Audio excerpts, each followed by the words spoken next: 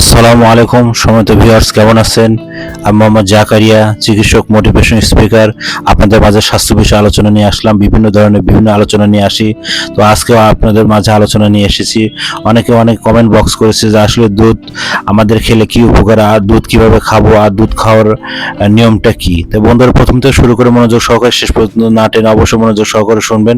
প্রথমে একটি লাইক এবং সাবস্ক্রাইব নোটিফিকেশন অন করুন, তাহলে আপনারা মনোযোগ সহকারে শুনুন। আমাদের দুধটা পৃথিবীর মায়ের বুকের শাল দুধ আসল, তারপর দ্বিতীয় শাল দুধ হচ্ছে গাভীর শাল দুধ।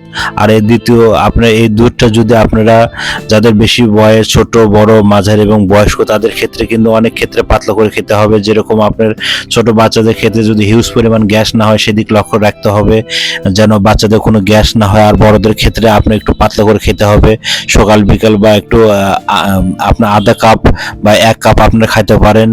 আর দুধের আপনার অনেক রকম মাল্টি জেড থেকে শুরু করে, মানে পৃথিবীর 1 নম্বর স্থান হচ্ছে মায়ের বুকের শাল দুধ, আর দ্বিতীয় হচ্ছে গাভীর শাল দুধ। তাহলে বুঝে নেন দুধে আপনার কি পরিমাণ প্রোটিন, ক্যালোরি এবং ভিটামিনস আছে। এজন্য দুধের বিকল্প নাই। আপনারা যে কোনো বাসাতে দুধ অবশ্যই রাখবেন, কিন্তু হাই প্রেশার এবং ডায়াবেটিস বিভিন্ন ক্ষেত্রে আপনারা একটু পরিহার করে স্বাস্থ্য ডাক্তারের অনুযায়ী আপনারা চলবেন। তো বন্ধুরা, এই নিয়মগুলো চললে আপনারা ভালো থাকবেন, সুস্থ থাকবেন। তো সবাইকে অনেক ধন্যবাদ, থ্যাংক ইউ।